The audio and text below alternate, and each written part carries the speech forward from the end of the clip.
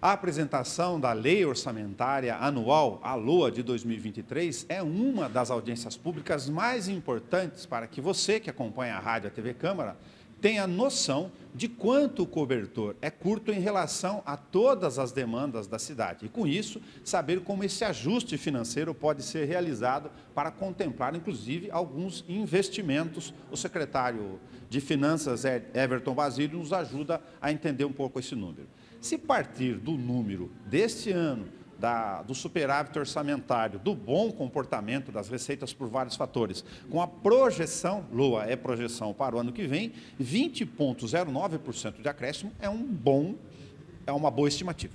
Com certeza, é uma ótima estimativa, né? Um aumento de 20%, mas lembrando que a gente está levando em conta a variação entre previsão contra previsão.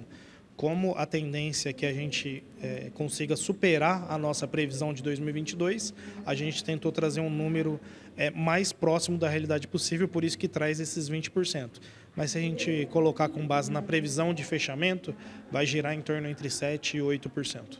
Quando você traz esses números, você tem naturalmente também na coluna receita, né, do ponto de vista global, 18,35% de projeção, mas lógico, na coluna despesa os preços não vão permanecer a mesma coisa. Mesmo assim, se a inflação ficar dentro das expectativas, com um novo governo, seja ele quem for, abaixo de 2 dígitos, isso ajudaria. Com certeza.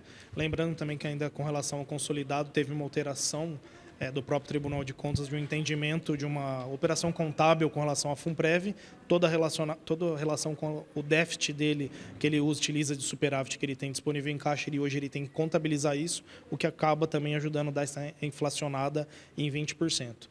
Com relação à prefeitura, exatamente o que você falou, Nelson, embora a arrecadação tenha melhorado, os custos também eles acompanham, principalmente a parte de aço.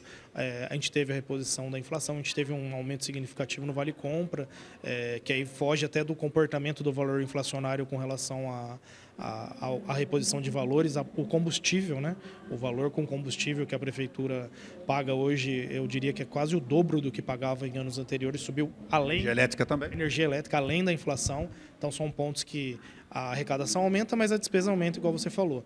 Manter esse equilíbrio, igual você falou, o cobertor curto. Se a gente pegar hoje mais de 90%, eu diria que do orçamento é engessado já com o custeio entre pessoal, custeio de benefícios e a própria operação da secretaria. Então, o que sobra realmente, de repente, para possíveis investimentos e para melhorias, ainda é algo que não supriria todas as necessidades de todas as pastas. Só para definir um pouco mais para o público que não acompanha a LOA, a Lei Orçamentária, nesses dados, então, quando você reflete 18,35% de aumento de projeção no orçamento, como a contabilização inclui a FUNPREV, que é uma despesa fixa lá, acaba não sendo todo esse volume para investimentos, como você explicou. Exatamente. Parte do orçamento hoje, independente da fonte de recursos, que a fonte de recursos para explicar seria ou recursos próprios ou oriundos de repasses da União ou do Estado, eu diria que hoje a previsão de investimento que a gente vai ter na Lei Orçamentária Anual 2023 vai girar em torno de 10%.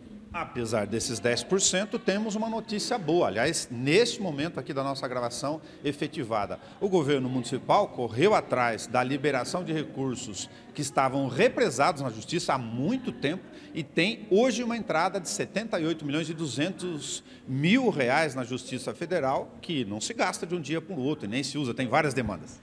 Exato, essa foi uma conquista, igual você falou, uma luta para essa liberação, algumas idas para Brasília. A renegociação da dívida federalizada, que diminuiu em 400 milhões, um passivo que a prefeitura tinha, e consequentemente, a liberação desses 78 milhões e ainda 20 possíveis que pode ingressar a qualquer momento também para o caixa da prefeitura.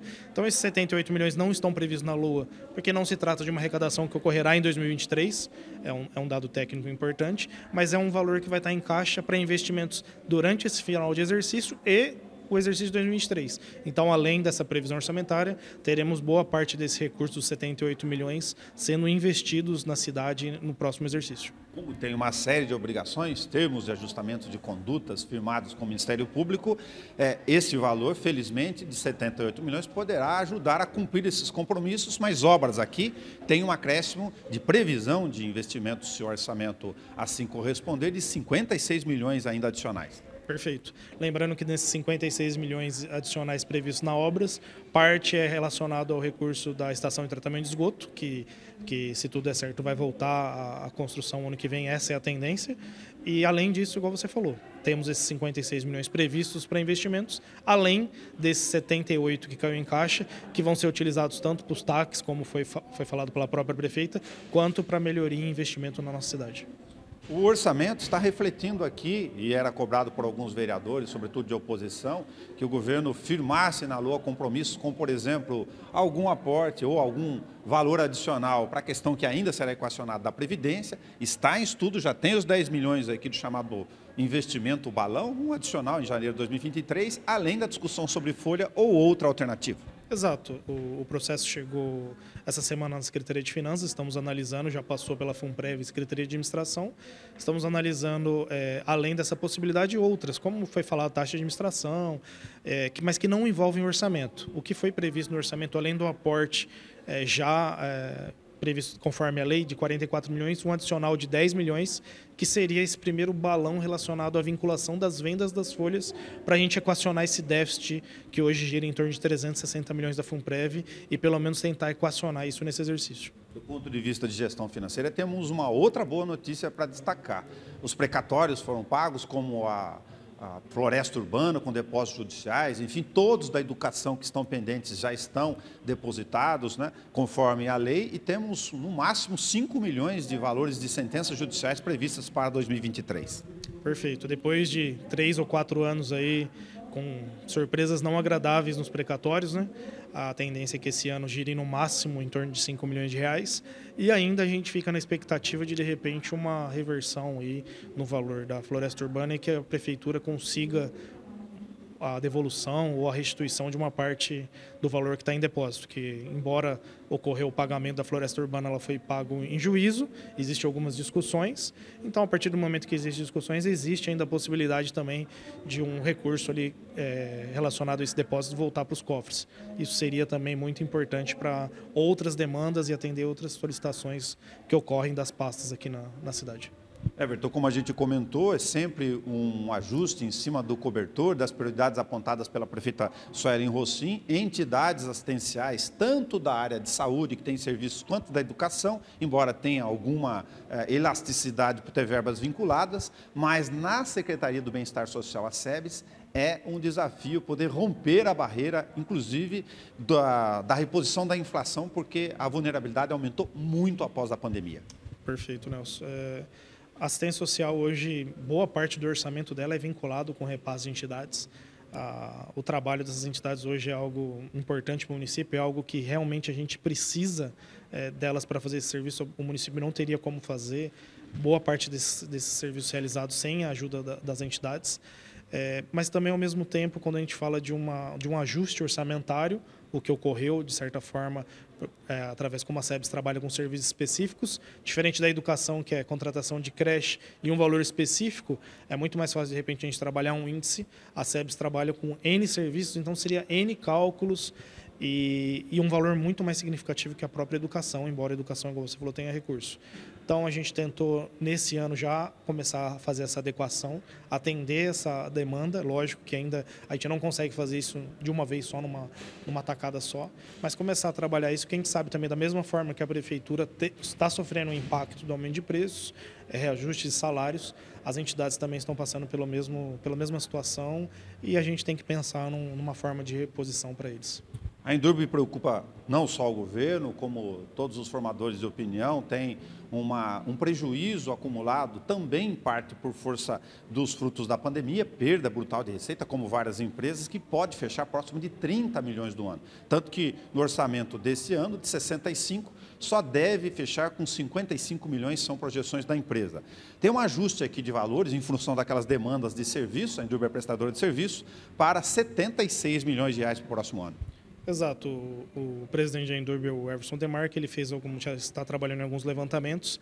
e alguns reajustes de contratos que prevê reajuste de PCA, novos contratos. Então, a tendência é que com esses aumentos e esses serviços agora que serão realizados, ele consiga equilibrar a receita da empresa pública para que ele consiga melhorar essa situação. Ele existe hoje déficit com fornecedores, então, se ele não conseguir equacionar esses contratos, não conseguir trazer esses contratos para valores de mercado, realmente esse déficit vai continuar. Então, ele está trabalhando nesse sentido, então por isso esse aumento de previsão, que ele consiga trazer esses contratos para valores de mercado, para aí sim começar a equacionar e equilibrar a companhia. Para as pessoas terem ideia de como os serviços públicos, do efeito da pandemia, reflete com represamento de mão de obra, e ainda bem que a arrecadação neste período sazonal está indo bem, o índice com pessoal previsto para o ano que vem cai para lá para 42,73%. É bastante significativo, mas isso reflete a necessidade de reposição também de pessoas e não só de salários. Exatamente. 42,73 se a gente colocar essa situação há 4, 5 anos anteriores, aí, que a gente chegou a superar a barreira do limite prudencial de 51,30, é um índice que a gente tem que manter. É importante a gente ficar longe do limite prudencial para evitar qualquer situação, como contratações, aumento do servidor. Mas essa conta também do índice do pessoal hoje, Nelson, ela está indo para a FUNPREV, né? A partir do momento que os grandes salários o pessoal com grandes salários estão aposentando, essa conta está indo para a FUNPREV e a gente está ficando realmente com o índice baixo, mas a gente está ficando com, do outro lado, essa despesa lá na FUNPREV, tendo que tentar equacionar.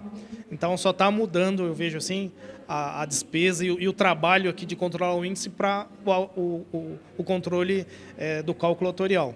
Mas sim, se a gente é importantíssimo manter esse índice, o aumento da receita, igual você falou, é importante, e as novas contratações para manter o equilíbrio e as necessidades da cidade também estão sendo acompanhadas para que a gente possa manter esse equilíbrio e, ao mesmo tempo, não perder o olho ali da FUNPREV para não deixar essa situação estourar mais do que já está ocasionando esse déficit autorial por lá.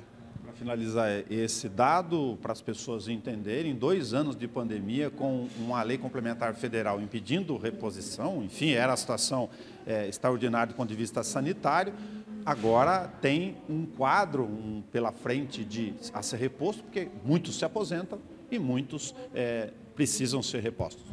Além do aumento de serviços também que ocorre no setor público. A Lei Complementar 173 limitou, nesses 2 anos, qualquer aumento de pessoal, o que fez também que a gente conseguisse manter esse equilíbrio no índice. Ele caiu sem um aumento, o primeiro aumento que pôde ocorrer foi esse ano, e a gente está acompanhando, manter esse índice aí, pelo menos sempre na faixa entre 42 e 45. Eu acredito que a gente possa fechar até abaixo dele, dependendo de como é que vai ocorrer reposições, aposentadorias, né? Então, mas eu acredito que não passaremos no ano que vem da casa dos 45%, mantendo o gasto com o pessoal sob equilíbrio. Quando se fala do índice abaixo de 51, muito abaixo dos 45, o sindicato, lógico, está de olho para pedir além da inflação para a reposição do IPCA. Sempre, né? Sempre tem essa discussão. A previsão é que a gente consiga uma reposição. Hoje a previsão pelo Boletim Focus é de 5,70, algo assim.